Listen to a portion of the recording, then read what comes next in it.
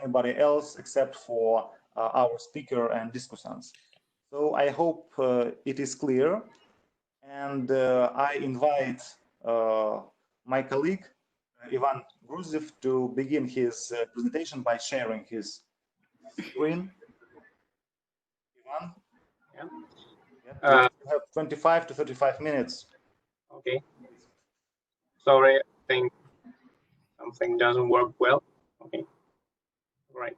Do you see the presentation well?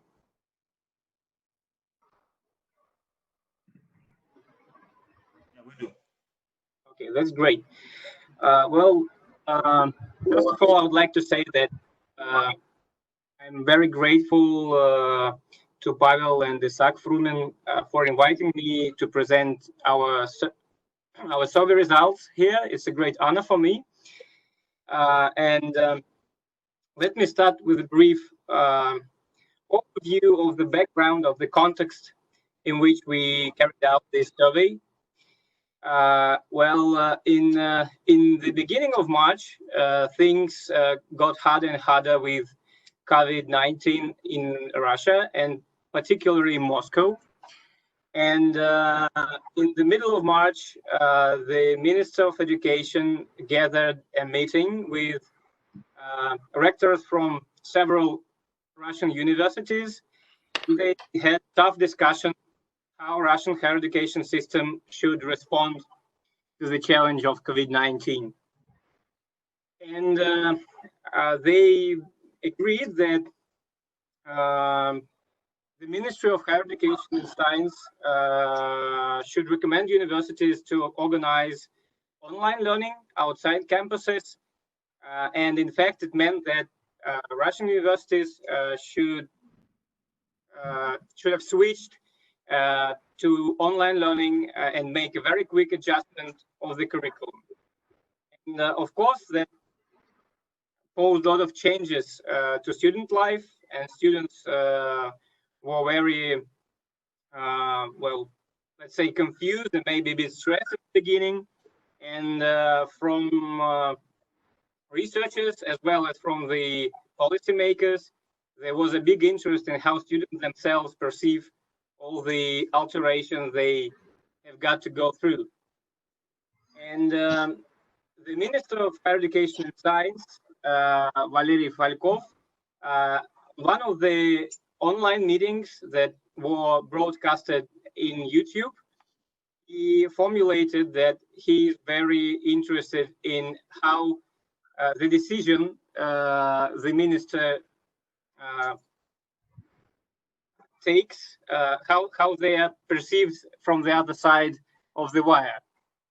And some leading universities have launched a series of students and faculty surveys, and HUC Moscow, together with Research University Tomsk State, they were in charge for conducting student survey. And the results of this survey I'm going to present right now.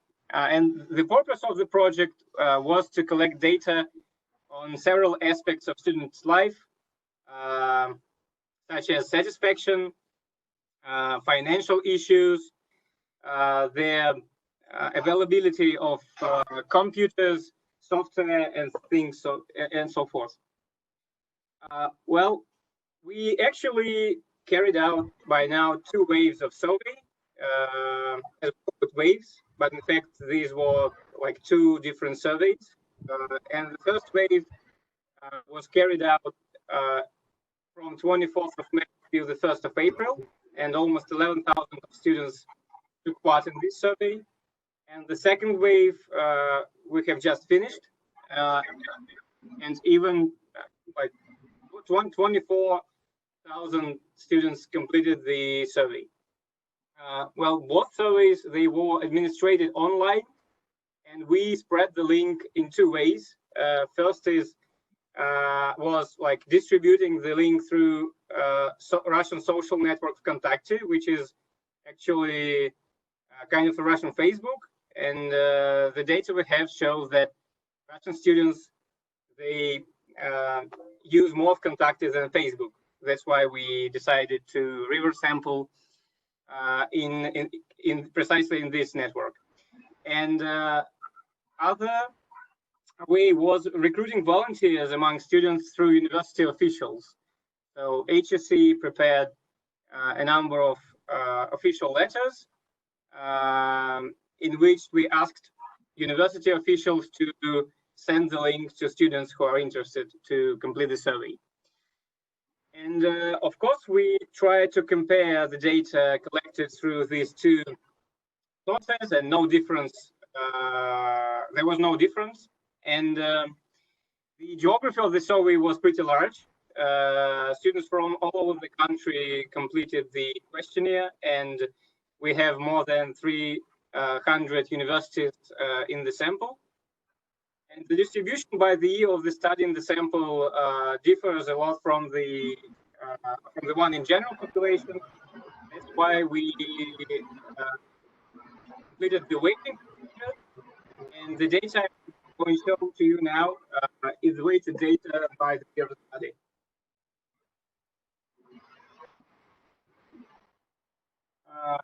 And before I proceed to the results, let me say a few words about the limitations, because let's say there are plenty of them. Well, first we deal with non-probability sample, and that gives us very few reasons to conclude about all students in Russia. Although we do it in a speculative way, but you should know that there's just speculation. We don't have statistical reasons to do that. It's not a longitudinal data, and when I will talk about the alterations between two weights, I'm just comparing two data sets that were collected in a more or less similar way. And by now, the analysis is made in a very descriptive way, because we literally have just collected data and didn't have much time. So more focused and sophisticated analysis is what we plan for the next couple of months. And I will start with the issue of satisfaction. And we ask students a couple of questions about how satisfied they are with how universities coped with all this situation, going online, full online in a couple of days. And we see that well, the reaction of the students was pretty positive, especially in the first wave, especially in the beginning. So we have a share of those who are not satisfied, which is close to 1/3, I would say, by these two indicators you can see on the slide. But the majority of the students, they rather satisfied or completely satisfied with how online learning was organized and with how faculty was prepared for teaching online. However, we can see, well, a slight decrease in satisfaction rates in the second wave, which we explain through the upcoming exams. And exams, well, it is always nervous, and passing exams online, it is nervous twice compared to offline. And also about another explanation is the experience students got during these 2 months. Well, in general, experience is something that decreases satisfaction. For example, at HSC, in our Institute for Research, we ask students every year whether they are satisfied by their study program, and freshmen have higher rates of satisfaction than sophomore students. Sophomore students have higher rates of satisfaction than senior students, and so forth. So more experience gives less satisfaction. Students, we found out that graduate students are more satisfied than undergraduates. Undergrads with how universities reacted to this challenge. And there were significant differences across disciplinary areas. So in one wave, in the first wave, we saw that computer science, social science, and humanities have a relatively large share of students who are satisfied, while medical students, engineering, arts and design students have around 50% of those who are not satisfied, which is higher than in the average. And in the second wave, we see that medical students don't differ from the average. So like during these 2 months, medical students got used to online, but students in arts and design, their satisfaction went even lower.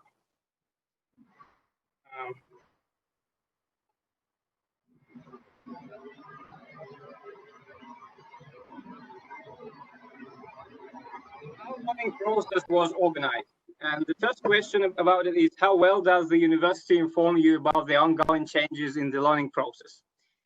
And we see that majority of students, they think that university provided them all the information they needed, but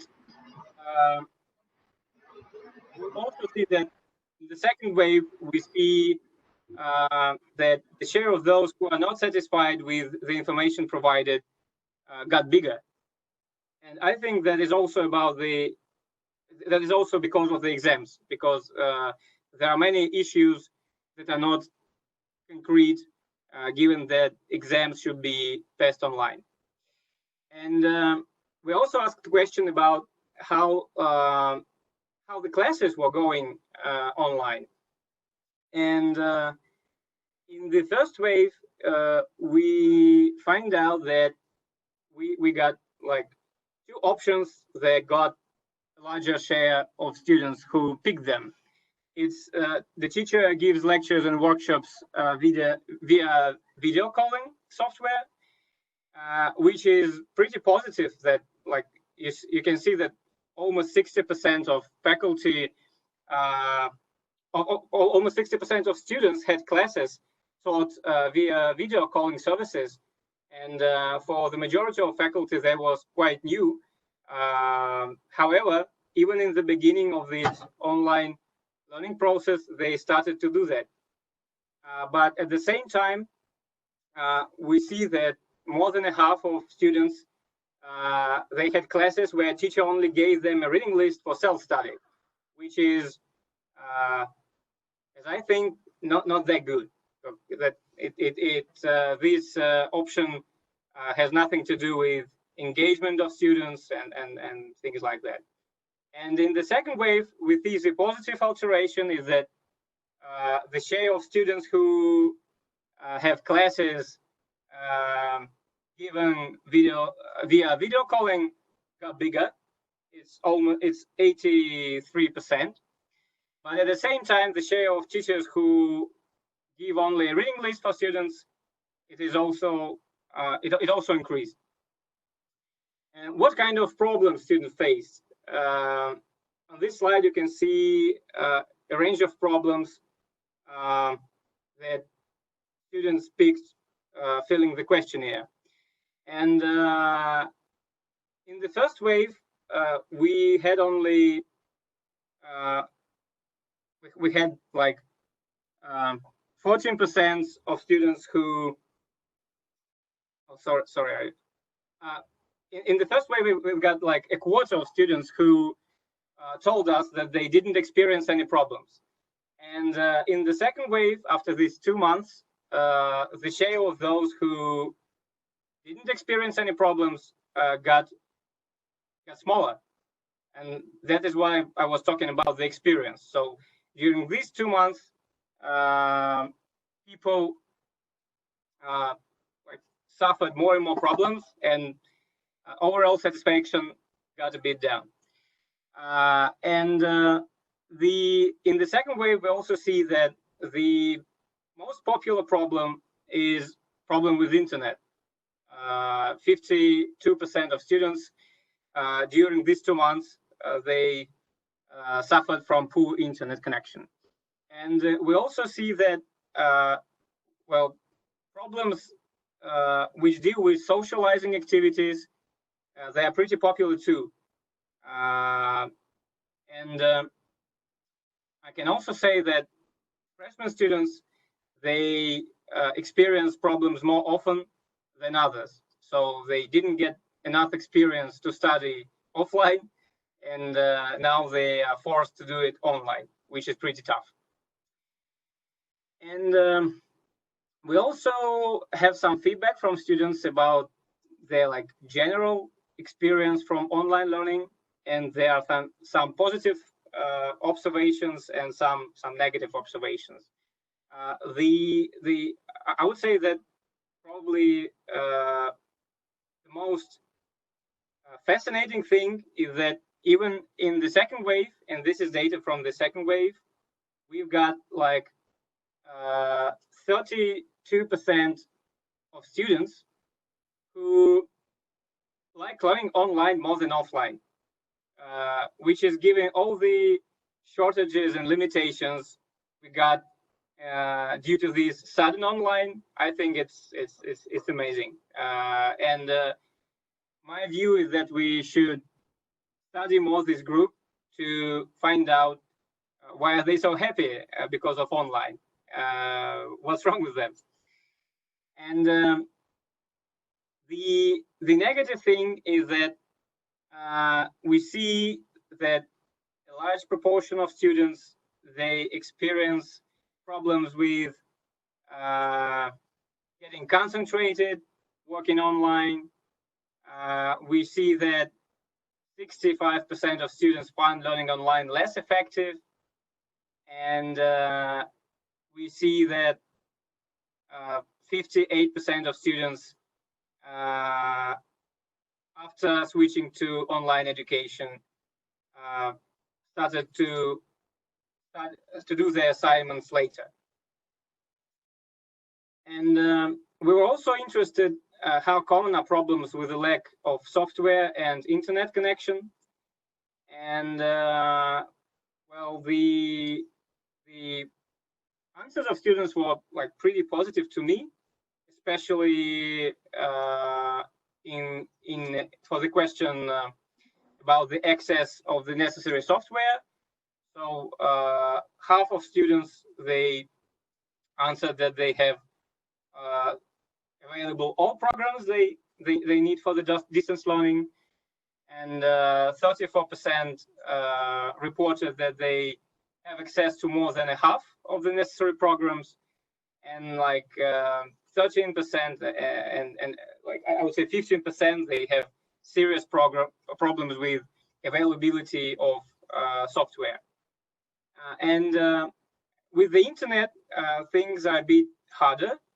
1/3 says that their internet connection meets all their requirements. 44% stay pretty positive, but admit some problems, and 18% rather doesn't meet they report that the internet connection doesn't meet the requirements. And there is a big difference across the students from families with different socioeconomic background. Students who proceed from low-income families, in this group, the share of those who has problems with internet connection is almost twice bigger, which is a big problem. And we had a series of questions about how students combine work and study during COVID-19, and we find out that only 4% of students lost their jobs during last 2 months. Half of them decided to quit their jobs by their own. So only 2% lost their jobs because of the employee. But those students who work, that is 1/3, they start to face some problems with their jobs. And 20% of students who have some paid work, they reported that they faced delays with getting their wages, and 40% of students who have paid work reported that they faced the reduction of wages. So their wages were cut because of the economic situation. And we also asked two questions about financial difficulties. Given the sensitive character of these questions, we formulated them. We asked students to evaluate how many peers they know with different kind of financial difficulties. And 1/3 of respondents said that some of their peers expect that they won't be able to pay their tuition fees due to financial problems associated with COVID-19. And the spread of these cases is higher at universities that don't take part in governmental programs of university support. And let me say that that is because these universities, they are perceived by the population as elite ones, and we have a bigger share of students who proceed from high-income families in these universities, and less students who came from low-income background families. And around 15% of respondents reported that some of their peers think about quitting higher education because of the necessity to raise money for their families that happened due to financial problems associated to COVID-19. And the last topic I would like to shed light on is expectations from exams. In general, the expectations are pretty bad. So the majority of students think that their grades will be the same compared to classes taken offline, but we also see that there is like almost 40% of those who think that their grades will likely be lower. And we see that there are more students who think that passing exams will be more difficult compared to offline exams. And we also see that there is a large proportion of students, I would say even very large proportion of students, who think that cases of academic dishonesty will be more widespread, given the fact that exams will be organized in an online mode. And to conclude, I would like to make some general conclusions, general considerations, and they are the following. So students tend to be a bit more critical towards distant learning in March than in May. Sorry, I was mistaken. So students are more critical in May than in March. And I think that this has nothing to do with May. It's just like these 2 months of experience and on upcoming exams. And however, there is still a pretty large share of students who are online learning supporters. And I would also say that overall satisfaction rates are rather high. Well, that is pretty subjective, but knowing how fast universities should do this turn to online education, I think that the satisfaction rates we fixed up rather high. And the situation is different across disciplines, and students in arts and design experience more troubles than others. Freshmen miss their socializing activities more than others. And of course, online education seems to be a bigger problem for this group. And I would say that our observations show that students will definitely need more financial support, especially those students who come from low-income families, because they experience problems with internet connection, with software, and with computers more often than others. And the final problem is that the expectations towards exams are rather negative. And that's like the situation, the state of art, what we have now, and the exams, they start like in a week. Well, I think that's it. I will be happy to hear your comments, and thanks again for the opportunity to present these results. Thank you very much, Ivan. I forgot to introduce myself. I just realized. Well, I'm Pavel Sorokin from High School of Economics Institute of Education. And so we have already plenty of questions, but as I said, we're going to have discussion with these questions after our discussants will enter the field. And however, before I give the floor to Heja from Beijing Normal University, I would like to share with Ivan a question which we received via YouTube about the data collection time period. So could you please clarify when was data collected for this analysis? The first wave and the second wave. Oh, I see. Okay. It's in the slide. The first wave was like in less than in 2 weeks after the switch to online. And the second wave, well, we have just completed it. So it's okay. Thank you. Yeah, great. So now I would like to give the floor to Heija Wang from Beijing Normal University, who will share her insights about what she heard about Russia, and also who would share her analysis basing on experience of international students in China, in Beijing. It will be very interesting. So Heija, you will have 10 minutes. Please, the floor is yours.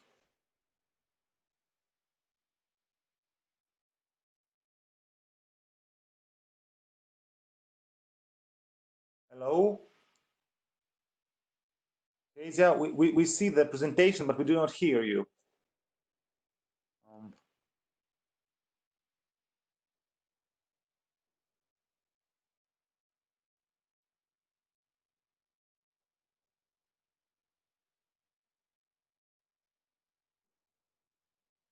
I'm sorry, I do not hear our colleague from Beijing.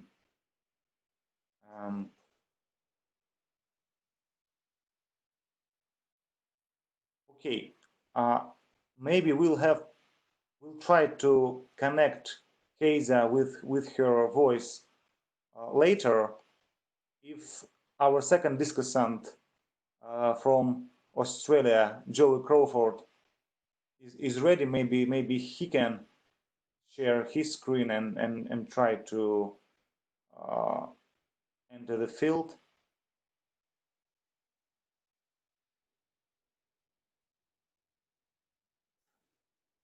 Hey Pavel, can you see that? We hear you. Is it Joseph? Yeah, that's the one. There we go. Yeah, we hear you. Yeah, so please now, yeah, you can share the screen. Yeah. There we go. Can you see that fine? We can see you, but we do not see the presentation. So now you can share content. Yeah. So Joseph is from Australia, and he has published a paper recently, which we found and invited him to participate. And it is a very beautiful overview of international experience in relating to COVID-19 and higher education. Yeah, please. Yeah, perfect. Okay. Well, welcome from the very other side of the earth. I'm in the very southern part of Australia, in a little island called Tasmania. Very interesting comments I think I saw before I begin from some of Ivan's data. Students seem to dislike online learning, and not surprisingly, I suppose, and when we start to think about student expectations, we can start to think about the fact that students who sign up for online learning, for example, might be quite happy right now, but because they often form minor parts of cohorts, we're not actually, a lot of the evidence is unclear in that space, and it'd be interesting to see how the online students fare in terms of their desire to learn in this online environment where we're starting to put a lot of things online. And likewise, you know, on campus, students might feel like they're not getting what they signed up for. And so, interesting when we start to see things like concerns of equity, when we talk about the fact that some students have difficulty financially and some students experience challenges of accessing internet in their own small communities and in areas of Russia in this particular study. A lot of this evidence is paralleling quite closely with a lot of the information that we're tracking from smaller studies all across the globe at the moment. The paper that we published 2 months ago kind of talked about the very early stages of this conversation, and we looked at more than 100 universities over 20 countries and started to try to unpack and understand what universities were doing in the context of COVID-19. And we did that so we could try to learn. We wanted to work out what everyone was doing that was a little bit ahead of us, so we could somehow work out how to be a better institution ourselves in terms of responding and how we could collectively learn from this process. So all the way through, we had this 3 kind of reoccurring types of responses we started to see from universities. And I'm sure that many of those listening that are working in universities as well are probably seeing some parallels with their own. The first one, and probably my favourite in many ways, was the conversation of digitalisation. So a lot of universities sought to rapidly redevelop all the components of their curriculum from assessments and learning activities, and they rapidly signed up to new learning technologies, which is interesting in the context of Ivan's conversation, where we were seeing that only some students had access to the resources and the online software that they required to learn in his survey. This conversation typically started quite early, and it sometimes it had varying success. British University of Cairo went quite quickly into the online space. My university was in a very similar place as well, where we went quite rapidly into being a fully online university, or at least the short and medium term. The second type of response was a delayed start, where universities and sometimes countries delayed their entry into the market for then their following semester, because most universities were in some kind of break at the very early part of this year. Some universities in Australia delayed their semester 1 beginning, and likewise there were some examples of full postponements at countrywide levels for short periods of time. I believe China was in one of those categories, where they delayed their commencement of their spring semester. And then the third one was a legal minimum response. And this is where universities quite often responded quite slowly to the requirements of the nation or their nation they're in, and typically to only the minimum requirements expected of them from their governments. In our country, we went from having large gatherings where we have thousands of people in lecture theatres to a lot smaller gatherings of 100 or 50, eventually 20, and then down to 10. And for some universities, the University of Melbourne in Australia is a good example, where they progressively decreased the size of their lecture theatres as the regulations changed, and they started increasing social distance and decreasing the number of people they could fit in a particular room. That probably came at some significant cost for some people, because the challenge there was that in many cases, it required a very reactionary response to global forces. And then when it came to a point where lockdowns were in place, some universities were not prepared. In our country, there's now financial analyses being done of some universities that indicate they may have 1 month or 2 months left of their financial situation, of their financial situation before they run out of money. $16 to $18 billion in losses in Australia is what we're kind of talking about. This is a quote that I pulled out of our paper, and it's one that I continually think about and think about quite often.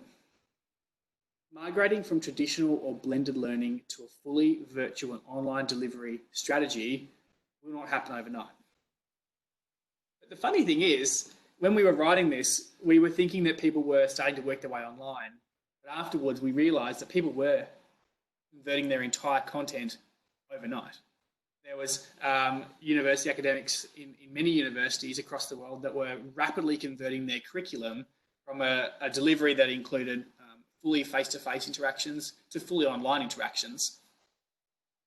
And at this early stage, this stage that we call the intra period, the first few months of responses, we started to see, we haven't yet seen conversations around quality and the effects that this might be having on this particular situation, the globe. And I give another example to put a bit of context in this conversation as well. Zoom, the video conferencing company, is a really good example of some rapid changes in the market. And this is not unique to Zoom alone. It's quite common across a lot of the technologies that we're using right now. In December 2019, 10 million daily users were in Zoom. They had one reported issue, one usage issue, and at the height of that issue, 45 reports were lodged by users. If we move forward to March, when we start to see some of the height of COVID-19, in at least Australia, and I know at the heights probably hasn't yet hit in some other countries, 200 million users in Zoom globally, 13 usage issues with, at the height, 1,394 users reporting it at a particular time. Then we move forward to the April again, when we add another 100 million in the space of a month. And you can see even more usage issues, but the number of users that are affected by these usage issues decreases. This conversation starts to lend ourselves to a notion of asking what's happening with our sector in terms of quality. And these are obviously not stats specific to higher education, but higher education is consuming huge volumes of technology right now as part of our moves online, at least for the short and medium term. And particularly when we think about 83% of the Wave 2 students in Avant's report talked about the fact they were using video conferencing softwares. By far the most common method among that particular wave. And you can start to see the more issues we have with our technology, the less students are going to be satisfied. So at some point, there's a conversation of quality that we have to heavily respond to. And just to finish up a summary of some of the things that we've learned about in this particular space. We know that we're adapting for digital purposes and for remote access to our curriculum. We know there's lots of things happening, but there's lots of conversations that are yet to happen. Ones that we know are beginning to happen. Consolidation phase, phase 2 is kind of what we're terming it so far.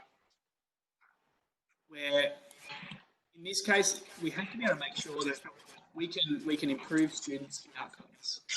So, in terms of quality education, the fact that 63% report expected increases in academic dishonesty and 65% felt they were less effective learning online from Ivan's report talks to the fact that our quality education is under threat.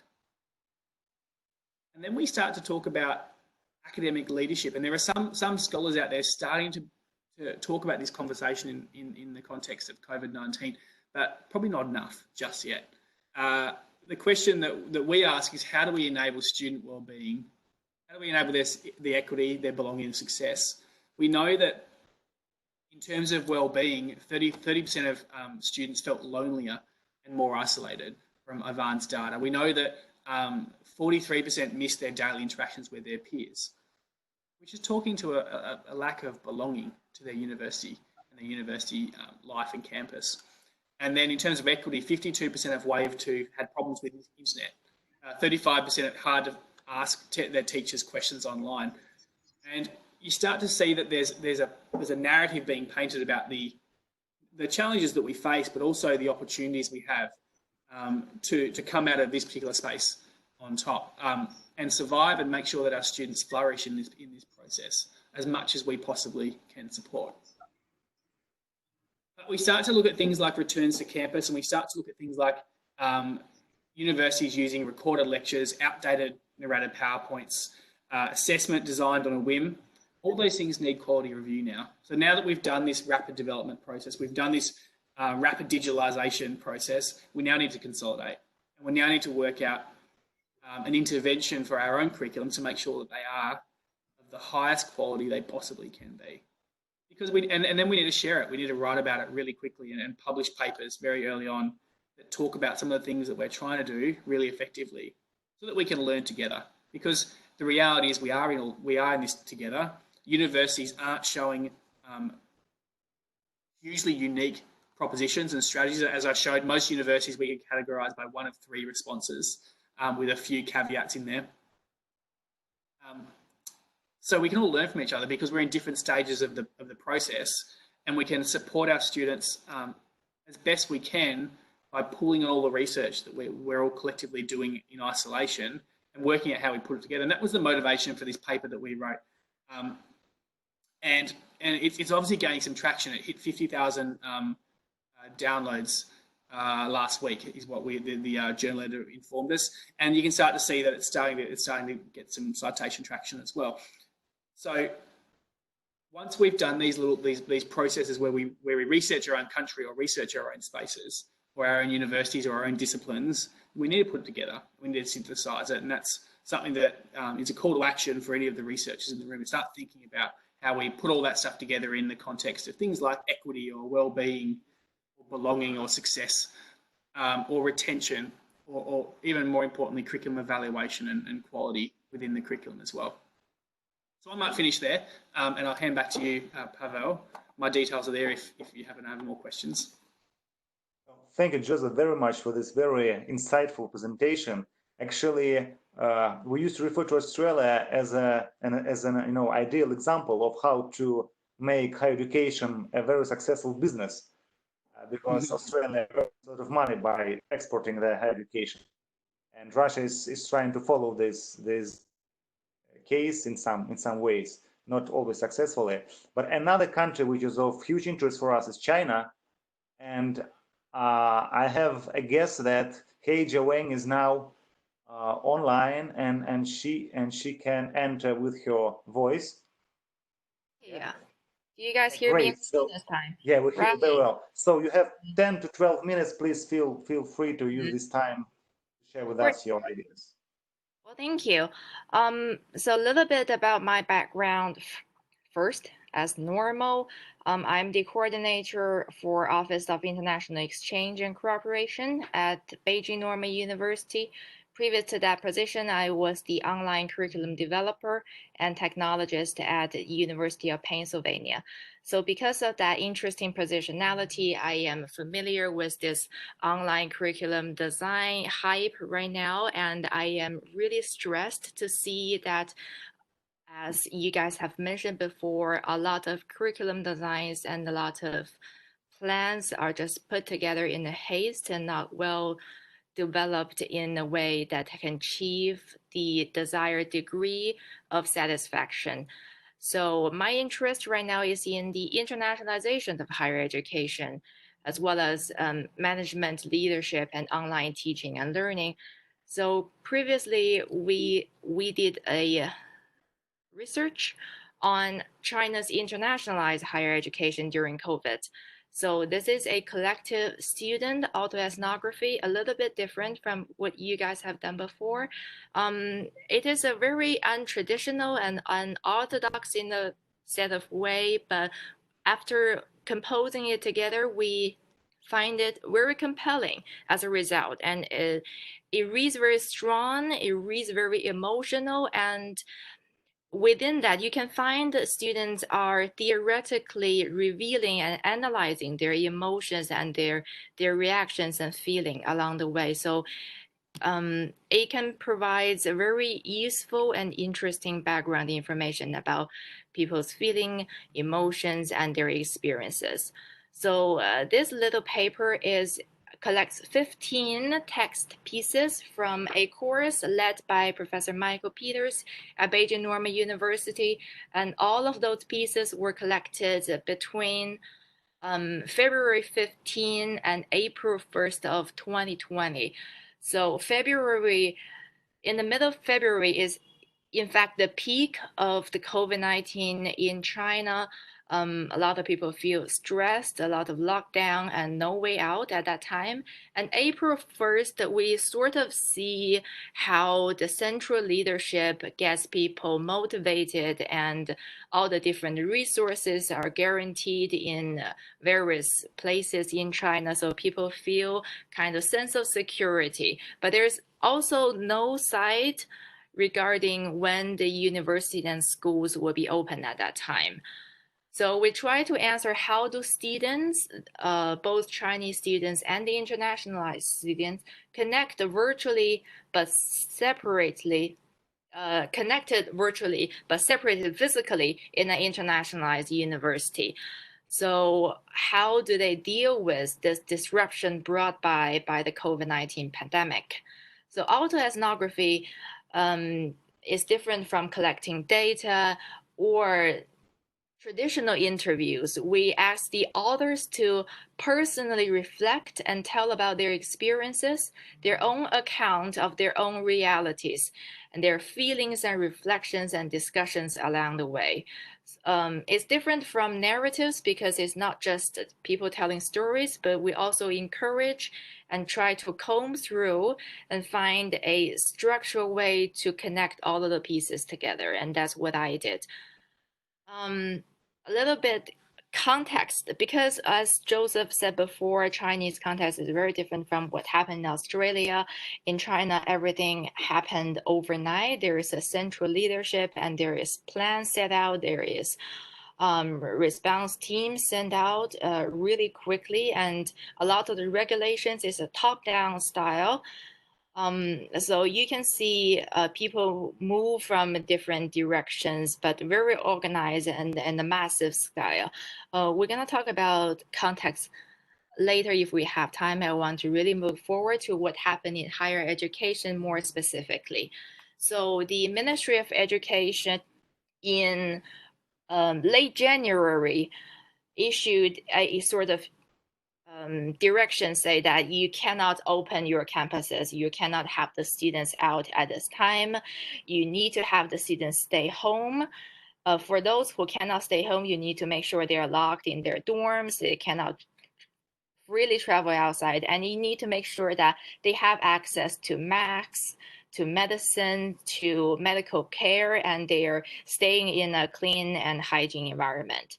And in later in early February, they say that, well, people are trying to start to plan for their new semester. You cannot open the students, you cannot have the faculty back in, so what you're going to do? You can modify your spring and autumn semester schedules a little bit. You can start a little bit later, and when you feel that you have this curriculum all planned out and you feel confident to start this new semester, then you can get started. So you can see a lot of the directions come from the ministry or come from the central government. It's not that the university themselves decide what should I do, but they all listen to the authority in that sense. And the ministry also emphasized that alongside from moving your curriculum to the online environment, you also need to have this evaluation plan to monitor and the quality of online courses. But along the way, we find out that those evaluation plans often fall empty because people just feel happy that they can have a course online and they can have their normal semester online, and they are willing to satisfy a little bit psychologically if they have like bad internet on one day, or if they feel procrastinated or not as motivated as in their physical classrooms. And then in February 10th, the ministry feel that, well, people seem to be in disarray. A lot of questions are flying around and people are disagreeing with learning online because they don't have the right type of computer or they don't have the stable internet. So they have a more specific instructions also from the ministry, not from other social groups or universities or professionals. And the guidelines also provides instruction both to the teachers and to the students. There's a lot of free resources made available. They used to cost money, but now they're made available by the administration. Then in the late February, they emphasized that not only the schools needs to remain closed at this time, also the off-campus training institutions like the cramming schools needs to stay closed. So they cannot have the kids back because the parents might feel stressed that since my kids are not having the best quality of online education, I might want to send my kids to a cramming school. Well, that is not allowed at that time. And then they want the staff member from schools and from universities to provide those supply side structural reforms. For example, we as staff members needs to work online, needs to do things that we don't normally do. Like, for example, our office are responsible to connect to international students personally, one-on-one. We need to talk to them, listen about their concerns, and make about they're safe, they're staying within the lines, they're not trying something crazy with themselves and with their friends, things like that. And then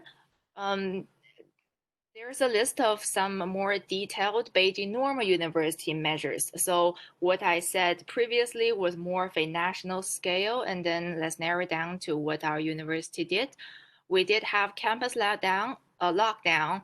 So the students, for some of them didn't have the opportunity to go back home during the winter break, so they are locked inside. International students, some of them didn't get back to their home country, locked inside, so they cannot travel outside. And even entry to Beijing is limited for all the members who are like staying at their home during their winter break. They cannot leave their home and get back to Beijing unless they have the school approval.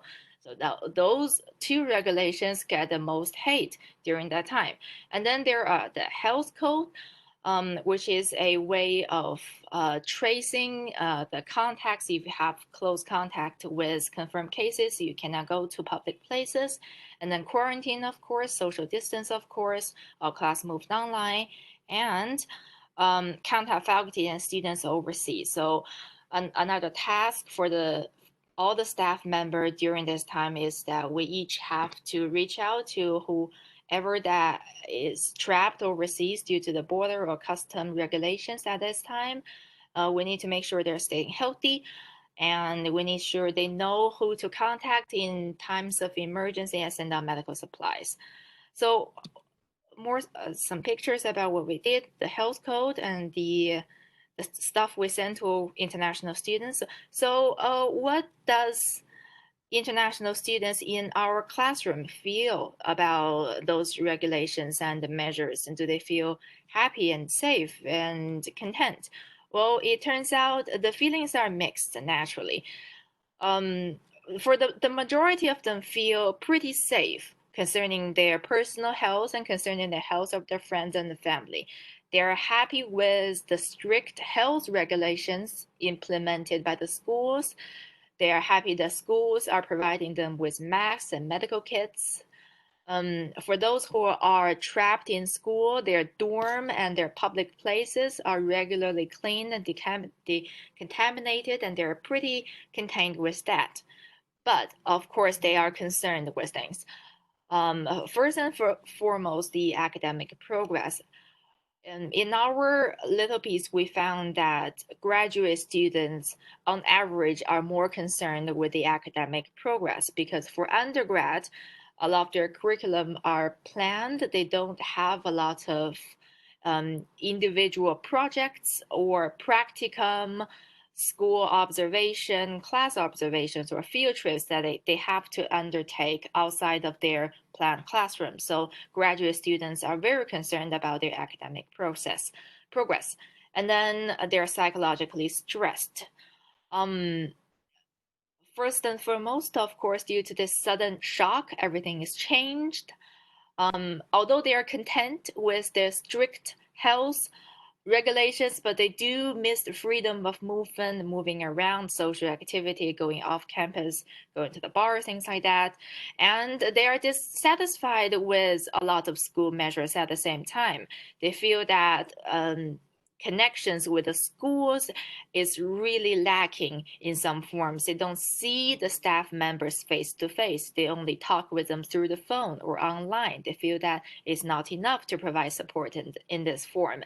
And then they want more counseling to de-stress, and the application process to move out of the line is really arduous for some of them, and the red tape, of course. So how do we move forward from there? So as a university, we have to collect all those questions and get to the next step. For the communication, we are planning to increase the intercultural communication skills for a staff member, but there are limitations since English is not our first language, and not all staff or / faculty member have perfect English skills, and not students have perfect Chinese skills. So communication is lost or disconnected at some point. So people need to get over that and be open to that and have a way to express themselves, although they don't feel confident in the language. And then the fragmented information. Since everything is taped together in a haze, a lot of the information is fragmented here and there. So we need to find a way to help students better navigate to find the information they need. And we need to make the regulations and policies more clear and more user-friendly to the students and faculty members. Maybe explanations, elaborations, videos, town hall meetings, and Q&A, things like that. And then personal touch, of course. Right now, our faculty all moved back to the office, so we have that capacity to meet students one-on-one. Through our conversation, we feel that people are feeling better at that personal touch level. And then academic support. Those things are very tricky to maneuver around because right now, the ministry is still pretty strict on large gatherings and classroom observations and practicum outside of the university. So we need to wait for the central government to loosen those stricts in order to make sure that our academic progress is completely back on track.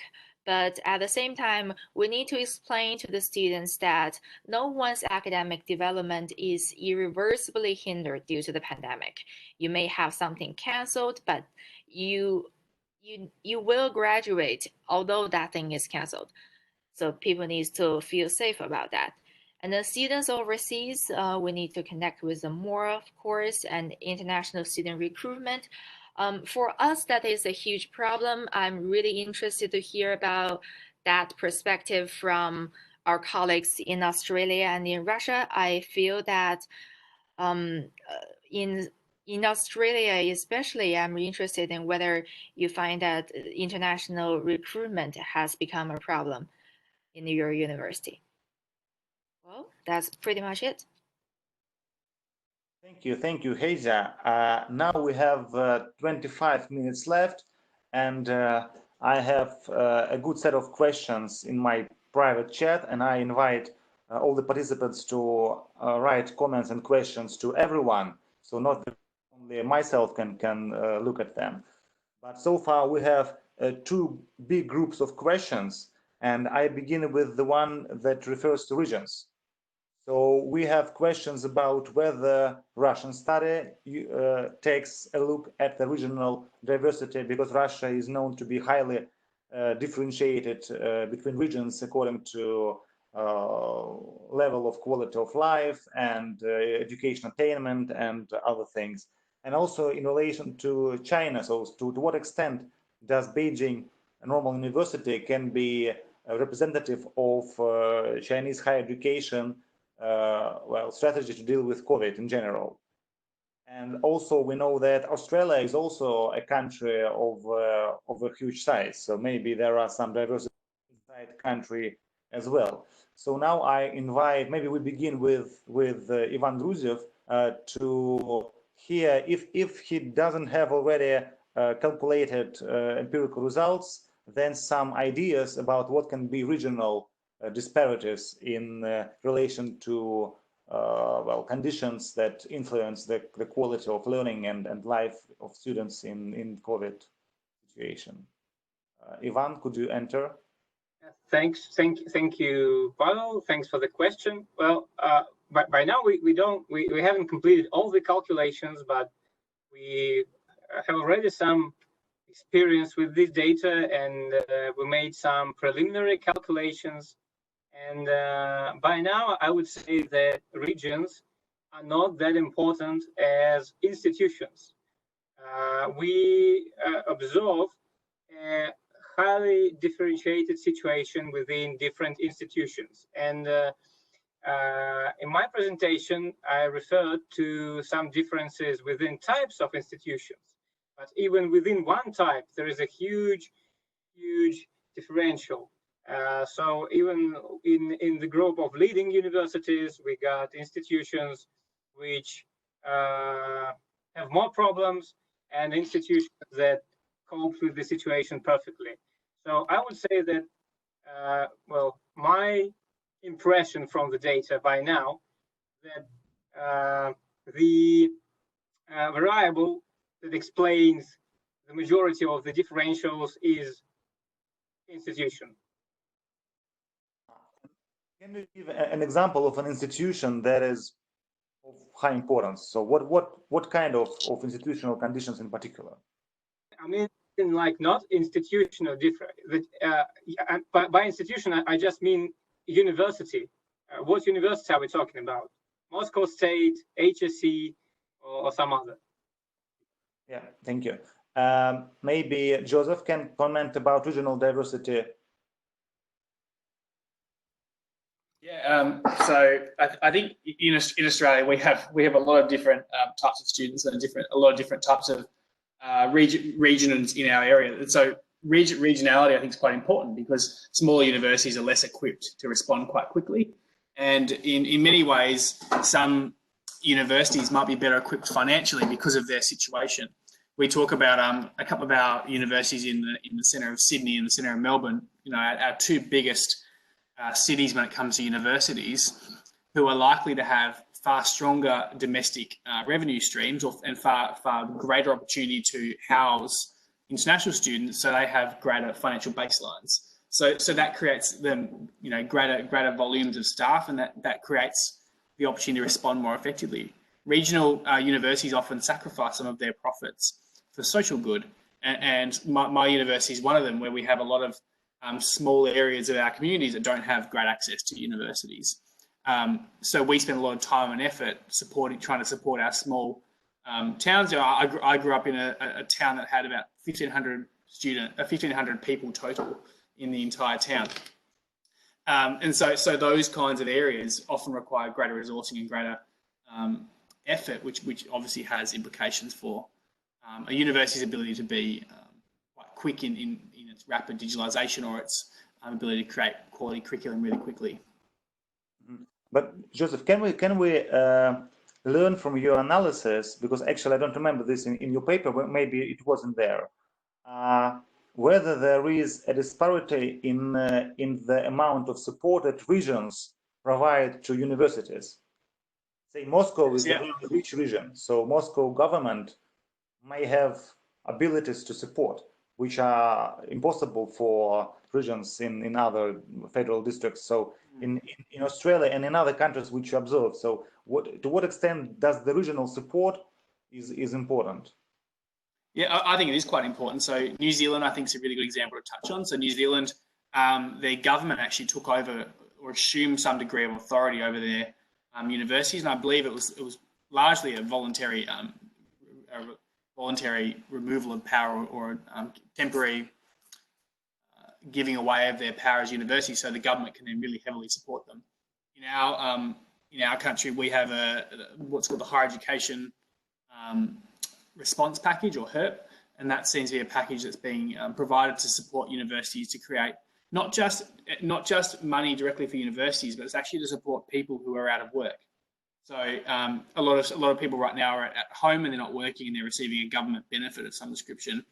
called the JobKeeper payment, and that results in them having the opportunity to have the time at home to kind of study. So the government has kind of subsidised a large volume of courses, short courses, ones that go for about 6 months in duration, and equate to about 400 or 500 hours of volume of learning. And these short courses are designed to be supporting people go back to work, but also in many ways it also supports universities in being able to create relationships with students quite early on in the piece. Thank you. And Heija, can we say that Beijing Normal University is really a unique case, and not every Chinese university, even the top 100 Chinese universities, will do the same as you did in this pandemic situation? Or is it just the following of the governmental regulations, and what we just listened about your experience of Beijing Normal is the same that took place in other universities? Hey, Jack, can you comment on this, please? Well, there is certainly, do you guys hear me? Yeah. Well, of course, there is certainly regional disparities, institutional disparities that happens all around China. Beijing Normal University is only a representative of a top tier rich university that has support from strong research background and big faculty body. But as I emphasized before, the Ministry of Education provided really thorough instructions as well as resources. So for those universities or schools who are lacking in resources, for example, they don't have high quality research products, or they are lacking in faculties, they can enjoy or make do with those free resources that are made available during this COVID-19 pandemic. And also, since the ministry is really strong on supervision during this matter, even though there are maybe some schools that are lazy and don't want to develop their own courses, they need to do regular report to the ministry, so they're forced to do better and to provide quality courses. Another aspect in China is that even though not all family have a computer, but most people in China have a smartphone. So for those poor kids who cannot enjoy, sitting in their own homes and in a stable internet, but they can make do with their listening in on their phone and things like that. So not all the things are satisfactory, but I would say that there is a baseline that people are trying to make in China. Thank you. I see there are another two sets of questions emerging from my private chat, and one of them is about the past and another one is about the future. So about the past is, well, did we actually expect these difficulties and this kind of response from students? For instance, I know that the center that Ivan is the director of, they have been doing analysis of students' online experience for a long time. And they had some hypotheses and some ideas about trends. And what was most, well, unexpected, most surprising in the way students responded to COVID pandemic situation? Ivan, can you comment? Can you respond to this? Well, as for Higher School of Economics, I would say that we have data for HSC from previous years on some of the similar questions concerning attitudes towards online and so forth. And I would say that for me, the most impressive thing is that we got at HSC the share of students who like online more than offline is even bigger than in the average sample. It's around 40%, and for me that is absolutely surprising, I would say, because before the situation with COVID-19 pandemic, HSC students were, especially in some disciplines such as history and other humanities, they were particularly critical towards online education. And I would expect, in somewhere in March that we would face a very huge critics from students, and we don't observe it now. And I would say that that is the effect that some students have found something appealing in online education first, and second, that students understand that university is in a very uncomfortable situation, and they try to, you know, show some empathy. I would say so. So in general, the reality of how students perceive online education appeared a bit better than you would have expected, according to the data from the previous years, at least for some direction of studies like humanities. Well, Joseph, you analyzed the experience of many countries. So what would you think was the biggest surprise? Talking not only about Australian case, but in general, basing on your overview of international experience, what was the most surprising thing in this COVID situation for students, or for the way students responded? What was the most interesting, how they reacted? Well, I think a lot of our early research didn't really look really heavily at students because we weren't at that stage yet. So we were very early on in this conversation. We're actually looking at how universities were responding. And I suppose the thing I find interesting is that students were, you didn't see students rioting in the streets. You didn't see students conduct a mass exodus of higher education across the world. Most students held their own for a little while, and they started to try to work out and understand the university's context and place. In many huge global movements, you see really quickly things change. So we went online really quickly, and a lot of countries went online really quickly. And the result is that students were then getting a service they didn't want. So some students wanted to be on campus, and they wanted to attend a lecture, and they wanted to meet people, and they wanted to engage in conversations with their peers and listen and learn and collaborate. And they then had to experience a very different conversation. And for students, I think there was a huge degree of resilience very early on in that piece, where students actually seemed to respond and say, okay, this is a tough situation, but I guess we've got to do it. I guess we have to kind of roll up our socks, or whatever the euphemism you want to use is, and work your way to a point where we actually look for solutions for students. And students said, okay, how do I make this work? And I think a lot of the data will talk to some of that resilience, but it'll also talk to the significant challenges they faced in trying to work to that point of trying to finish what they're doing. Mm-hmm. Thank you. And Heija, what would you say about the surprising elements of this reality, that even in China, with planned economy and trying to analyze what will happen in the future before it happens, what was the most surprising thing in this situation with students and COVID? Heija, do you hear me? Heija, do you hear me? Well, it is a good illustration that technologies may not be perfect even after months of experiencing in like students unsatisfied, like. Yeah, well, okay. Then the second group of questions which I received was about the future. So one of comments was, well, if students say that they receive sufficiently enough information through online format, what is the need then to go back to offline?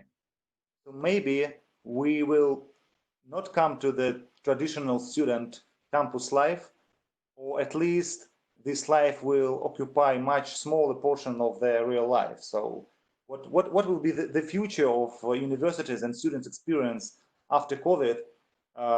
What would you say, Ivan? My guess is that traditional campus life won't be totally replaced by online, because there are so much good things about campus life besides attending lectures and seminars. But I think that in the short run, in September, we will face the problem that there will be some share of students has had to forecast the amount of the students that won't be happy about going back to the building, to the campus, on many reasons. One reason is that they still might be afraid to be infected by the virus. Other reason is that they have discovered some great advantages of online education and so forth. So I would say that in the long run, there are no challenges for campus life. In the short run, there are some. Thank you. So I see Heija is back. Maybe she can comment about what was the most surprising thing in the way higher education life changed in China in the situation of pandemic. Well, the most surprising thing is the stress. The stress for the faculty member, for the staff, and the students. As Joseph just said before, that there is a strong resilience. People can cope with online learning. So when they are happy and comfortable at their own bedrooms or living rooms and connected online, and they feel that their academic life is not that negatively impacted, they try to do more. So students want to write more papers, and the faculty member want to have more projects, and a lot of things are working, although people are not meeting face to face. So the stress and the workload just increase. So that is the unexpected thing. We expect that the things to die down, people have more free time and leisure around, but that is just not the case. Thank you. And so now, Joseph, your comment about the future of higher education, will it really be completely different? And will the life of campuses be drastically changed in September or, well, a bit later? What do you expect? I think we're going to see probably two directions from a number of different universities. I think you'll see some very traditional universities that will kind of rush very quickly to go back on campus in the same form. We're seeing a lot of universities across the world advertising with slogans like "online now, on campus later," or and similar. So they're actually advertising to their students, ready to say, you can start online now during COVID, but we're going to bring you back to campus as soon as we can. But I think that's the wrong way to go. So I value this opportunity for us to think about the student as a flexible learner, and how there are opportunities, and rightly so, that students should be able to come on campus and engage with us as academics and engage with their peers, but perhaps they don't need to spend 4 days in lectures and workshops and other activities that they're required to attend. A lecture is equally as effective in shorter bite-sized podcasts and vodcasts and other innovative short pieces of information that students can actually engage with in their own time, rather than them sitting and passively consuming 2 hours of, some of the ones I've seen, 100 slides of death by PowerPoint in an economics lecture, and you see students aren't engaging with that before this, and students, now that they're experiencing something else, won't want to go back to some of those the crutches of higher education. So I think students will respond quite poorly if we do go right back. But I do see us obviously reverting to some degree. We hopefully should reimagine what higher education is, and reimagine what we think about in higher education, and how we might be able to use that as a progression forward from here. Well, thank you. I have a comment from myself, maybe one of the last ones. Well, actually, our previous webinars during this session with a series of webinars with World Bank and High School of Economics, Education under COVID, and previous webinars were devoted to analysis of how actually badly people who are currently in the system of education are harmed. Well, we estimated, basing on Harry Patrinas' analysis, that everybody who is in education will lose some huge amount of money, tens of $1,000s of lifetime income. And according national level, it is billions of dollars for United States of America.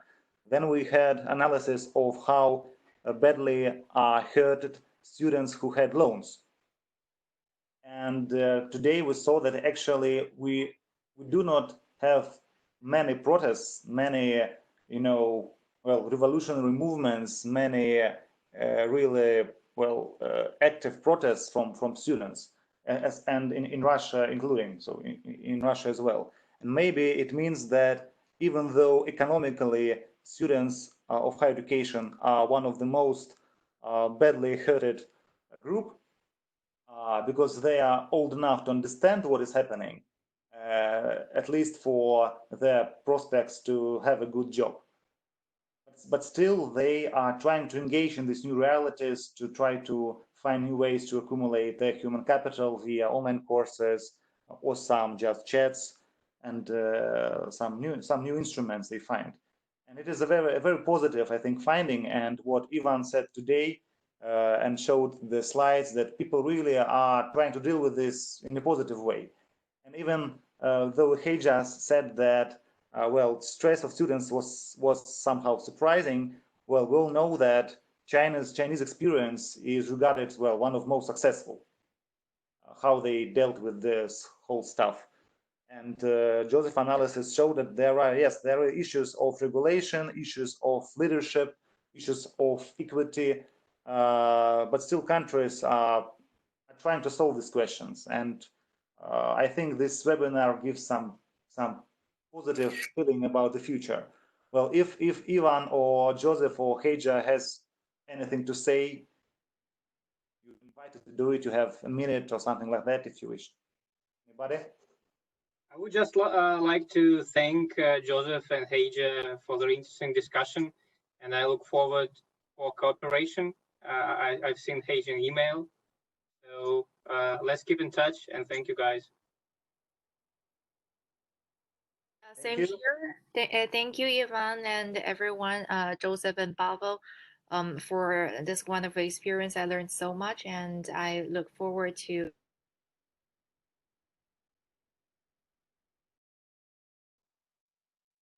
Hey, Jad. Okay, thank you. Joseph, do you have some last word? Well, in Heija's absence, I'll still say thank you, Heija, and Ivan and Pavel for such an interesting conversation. And I think it's really important that we keep sharing knowledge in our space and keep trying to work out how we understand and collaborate on some of the work, the higher education sector's greatest challenge in at least my lifetime, and probably for the rest of my lifetime. We won't have to deal with one of these again if we do it right. But we also might learn really effectively how to deal with this now, so we can, if we do have to deal with something like this again, just like SARS in 2003, we actually are really prepared for understanding how to do it in the future. Thank you, Joseph. And the recording of this webinar will be available on YouTube, and it is actually already available. And I would like to say that next webinar will take place a week after, on 16th June, on Tuesday, and we will have a pretty nice group of speakers and discussants from Johns Hopkins University in particular. And it will be very interesting to hear the view from this leading institution on how to get back to the normal life in education systems in the United States of America and globally. Well, thank you, everybody. It was a great pleasure for me. Thank you, Joseph. Thank you, Ivan. Thank you, Heija. Australia, China, and Russia, great company. So good evening and have a good time for the rest of the day. Thank you. Goodbye.